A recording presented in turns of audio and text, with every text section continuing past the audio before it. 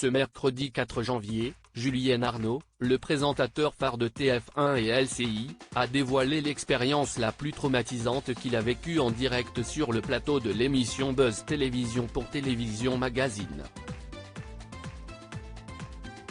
Julien Arnaud est devenu depuis plusieurs années une figure emblématique du groupe TF1. Il remplace son collègue Gilles Boulot à la présentation du 20h lorsque celui-ci est en repos depuis 2012 et a également dû prendre la relève au pied levé de Marie-Sophie Lacaro aux 13h lorsque celle-ci a souffert d'une infection sévère de l'œil pendant plusieurs semaines. Le présentateur était également très proche de Jean-Pierre Pernaut auquel il a rendu un très bel hommage il y a plusieurs mois. Un souvenir terrible. Ce mercredi 4 janvier, Julien Arnaud était l'invité de Buzz Télévision, à voir ici, avec Damien Canivet et Sarah Lecoeur.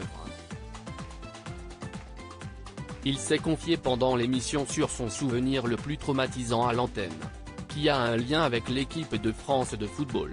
En effet, après la victoire des Bleus à la Coupe du Monde 2018, le présentateur s'est mis dans une situation périlleuse à l'occasion d'une édition spéciale pour le retour des joueurs français à Paris. On m'avait demandé d'être dans l'édition spéciale du retour des Bleus à Paris. J'étais sur la moto qui suivait le bus de Roissy aux Champs-Élysées. Un souvenir terrible. Si est comme Mad Max, s'est-il souvenu. Il y avait des centaines de motos autour, avec tous les fans des Bleus surexcités qui roulaient à fond tout en filmant. C'était dingue. J'étais au milieu de ça, terrorisé. J'ai vu ma vie défiler. Et malheureusement, le présentateur a pris de nombreux risques pour rien. En plus, la liaison ne fonctionnait pas.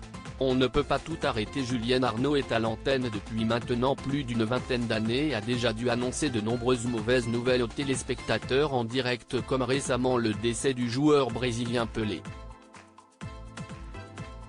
Cependant, il a l'habitude de rester impassible face aux annonces qu'il reçoit dans son oreillette. Il a ainsi réussi à tenir plusieurs minutes avant de le communiquer officiellement à l'antenne. Si est-il le 20h donc on ne peut pas tout arrêter pour basculer sur cette information.